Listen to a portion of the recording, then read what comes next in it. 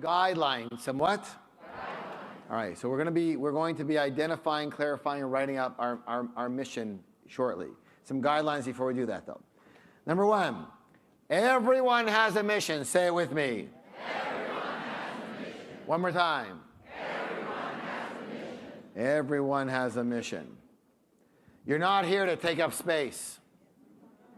There's a reason for every cell and every part of your body. There's a reason for everything in the universe. There's a reason for you. It's really easy. If you are important enough for the Great Spirit to breathe life into you, you have a mission.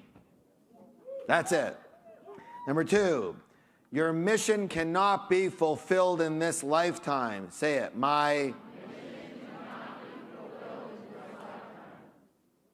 Jonathan Livingston Seagull was asked, how do you know if you've completed your mission? His answer was, if you're breathing, you're not done.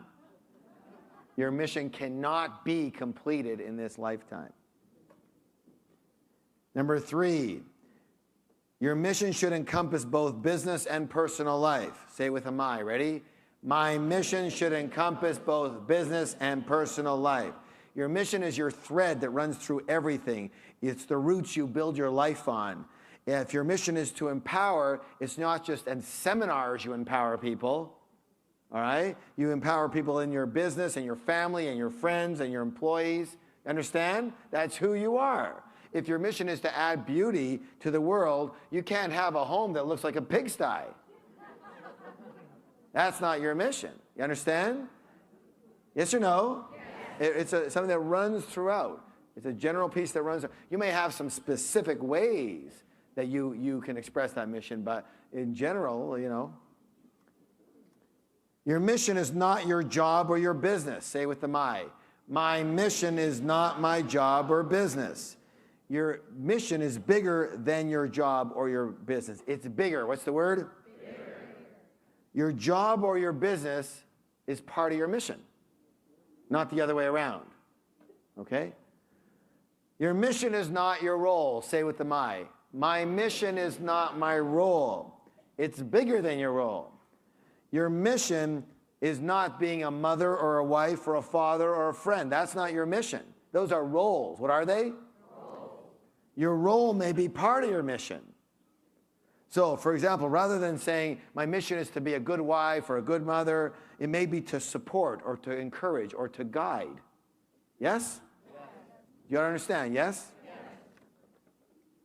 So I don't want to see anything that, you know, my mission is to be a good mother who, no, that's not your mission, that's your role. That's a way of expressing your mission. Right? My mission is to nurture nurture growth in young people. Hey, now you can go further than that. Yes? Okay. Your mission is based in serving others. Say with the my, please. My mission is based in serving others. Henry Ford said this. He said, real success is to do more for the world than the world does for you. I'll say it again.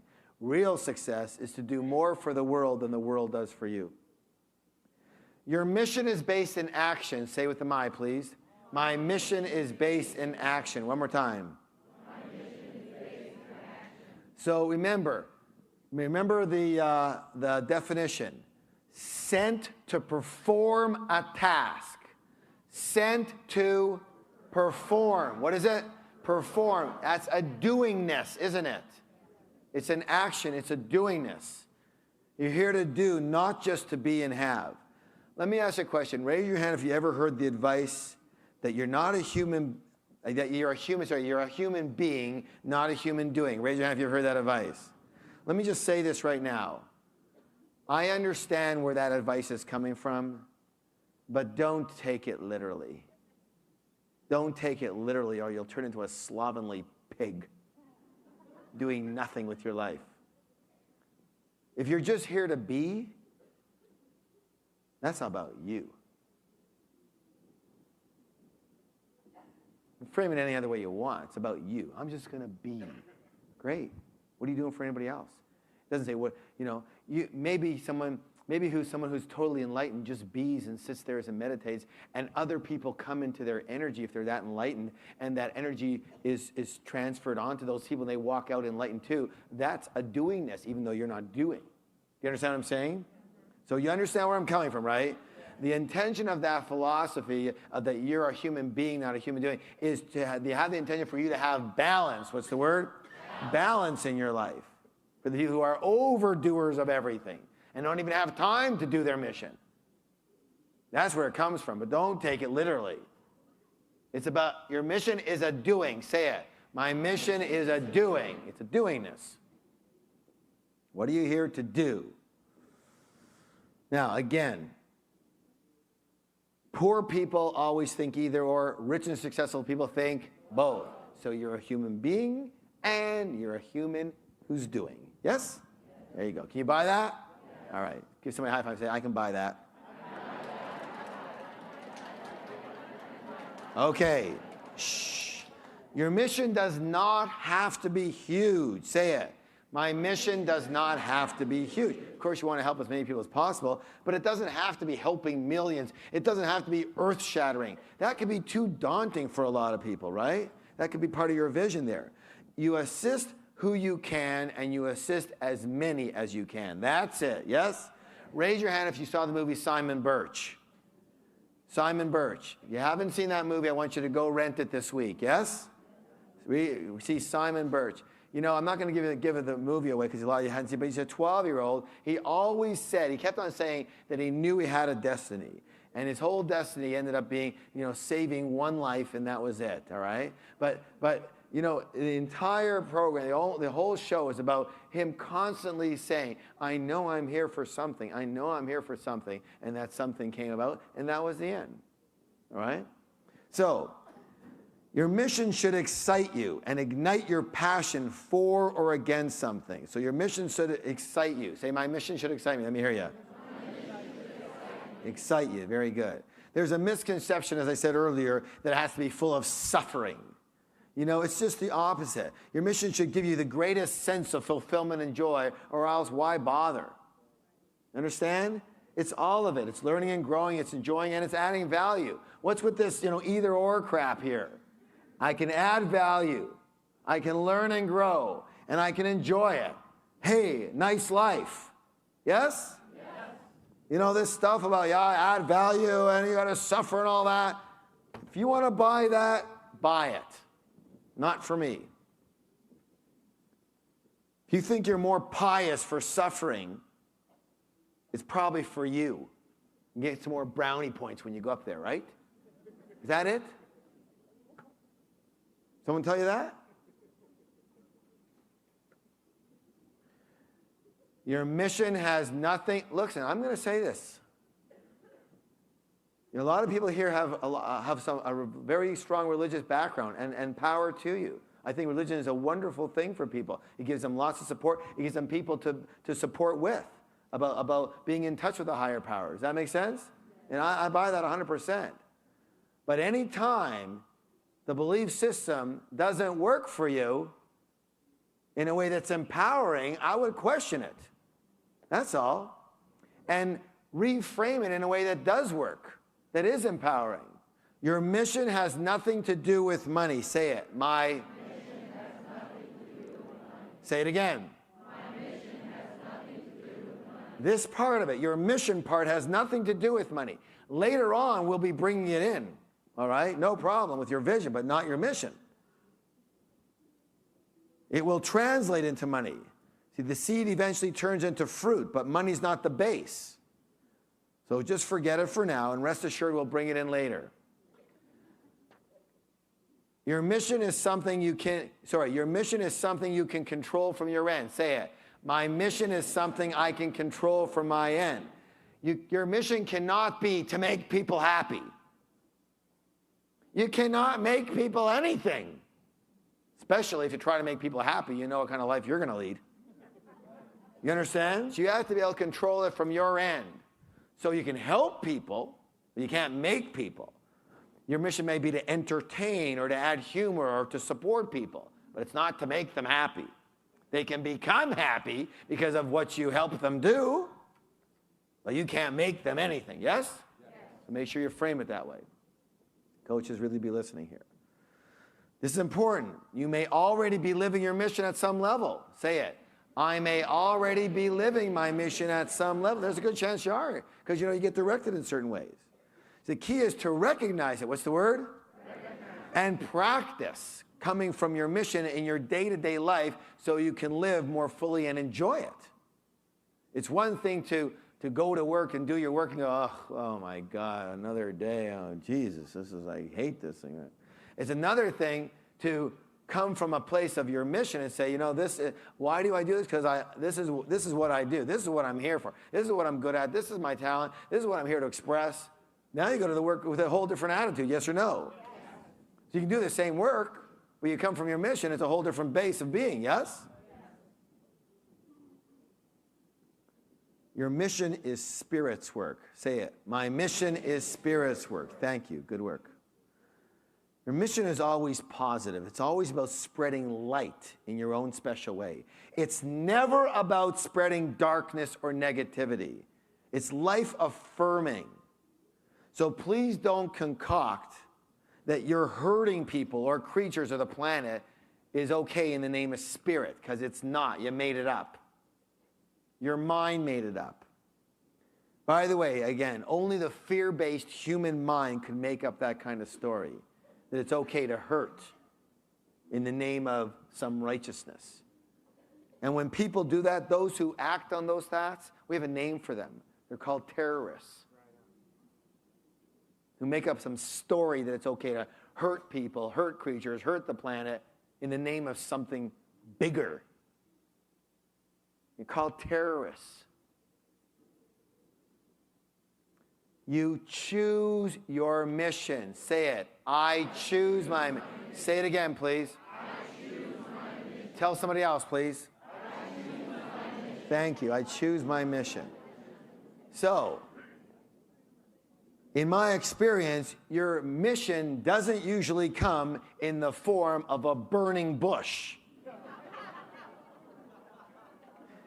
And a lot of you have been waiting for it. And it doesn't come that way. You look inside. Where do you look? Inside. You look at your life and all the things we've been doing to express the clues. The what? Clues. And which is what we've been doing.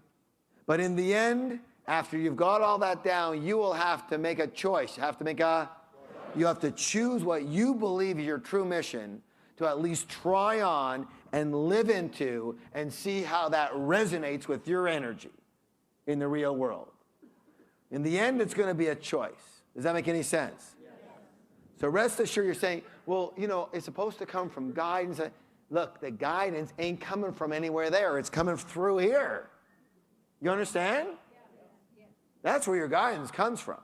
It might come from a higher power, but it's going to come through you. It's not going to be, oh my God, the speaker fell down. That means that. And it does. You're going to make that up, though. You understand? You're making it up right there on the spot.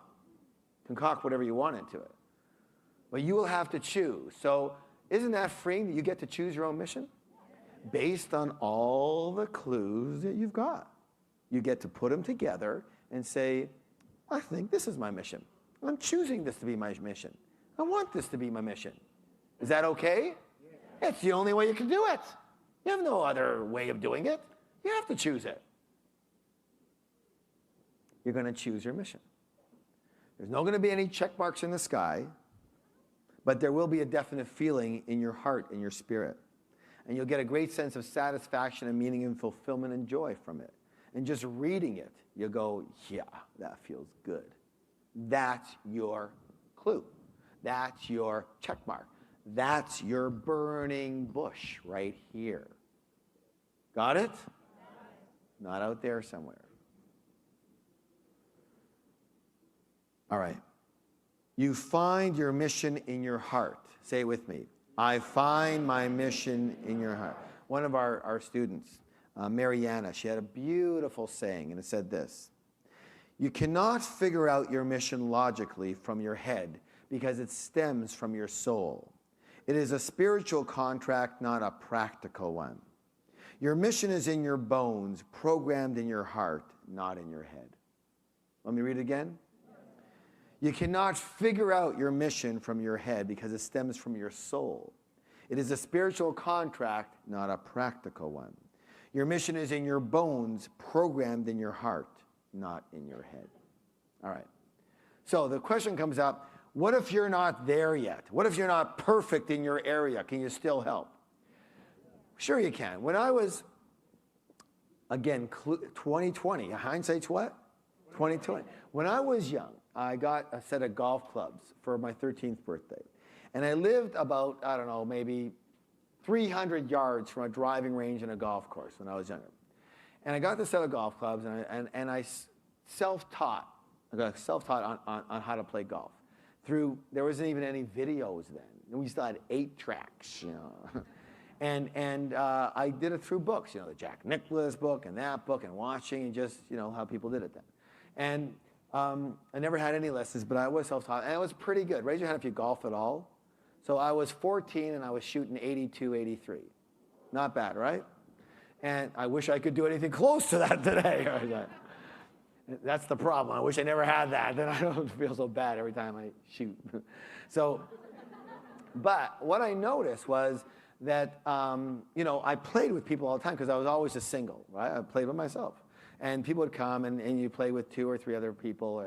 And you know, usually adults, not too many kids were on the golf course, especially in those days. You know, Tiger hadn't been out there yet. And so, you know, I played with all of you. And I always noticed that, you know, I had this problem that, you know, I could see, because I was self-taught, exactly how to hold it, where to put my elbow, how to delay the whole piece here.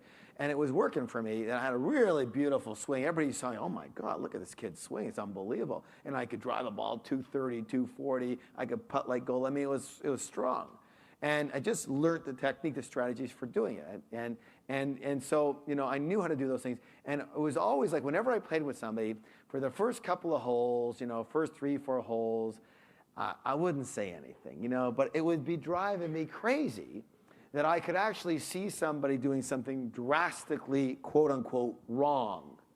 And it felt like I had to say something, even though I was 14, 13, and the person's 40, 50, whatever, you know, smoking a pipe or a cigar, and, you know, with their buddies, and I was a single, got shoved with them, you know, and who's this kid, right?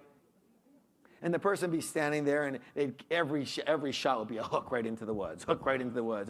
And I could see, you know, the person is standing with a stance that's set up for a hook, which means 1 foot forward, 1 foot back. You know, it's a front foot forward, and that's a hook stance. You're going to hook the ball when you hit that way, right? And so I would say, you know, sir, and you go, yeah. I go, yeah.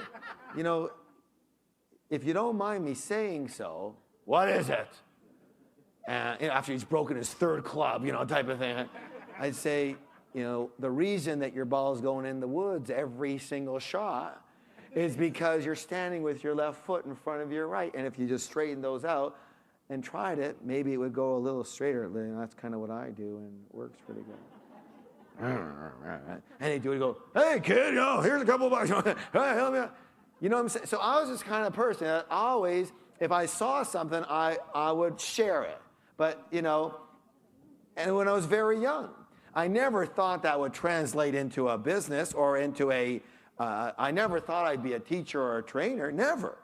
Just, I was one of these people, kids. I had a natural talent for certain things, and if I saw something, I would let people know. Does that make any sense? Raise your hand if you can relate to that. And so even the same thing, when I used to live in Lake Tahoe, and I skied a lot, and I became a fairly proficient skier.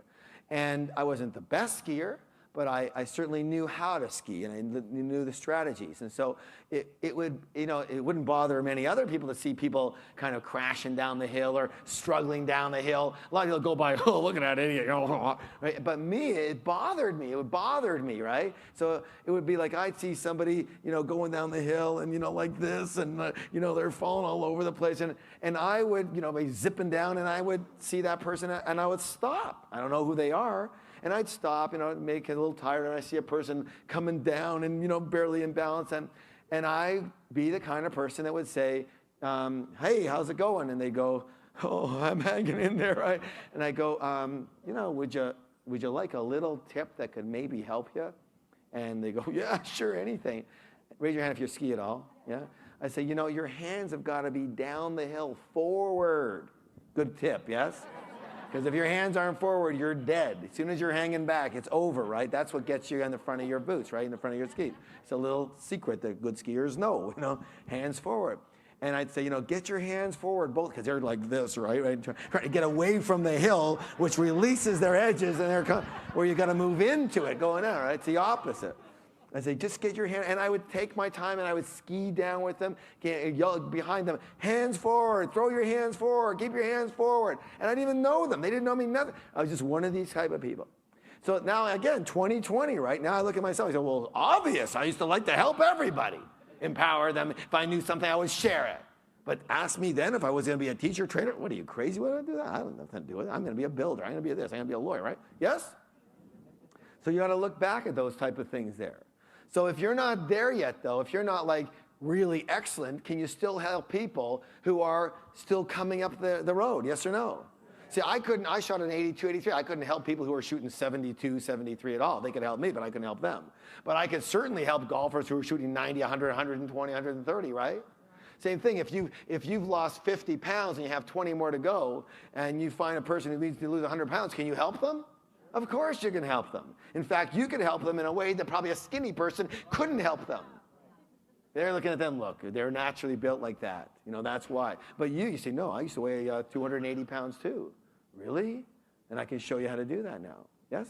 So if you're at a level 3 in your arena, can you still help level 2s and level 1s?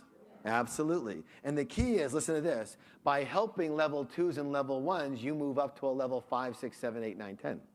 That's how you grow, by helping others. Because when you teach, you learn. When you help, you learn. When you help, you grow. Yes? When you live your mission, you grow. Your mission will force you to grow. So say it. My mission will force me to grow. So before we actually write our mission statements, we have one more exercise. Here's what I want to do. This is a metaphoric type of clue. It's a very, very powerful way to tap deep inside. What I'd like you to do right now is I'd like you to close your eyes. You can keep your notebooks handy. Close your eyes. Just relax.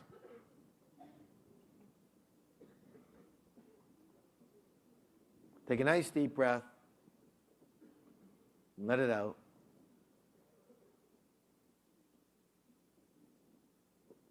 Once again, let it out. Just relax. You're in the right place. Perfect.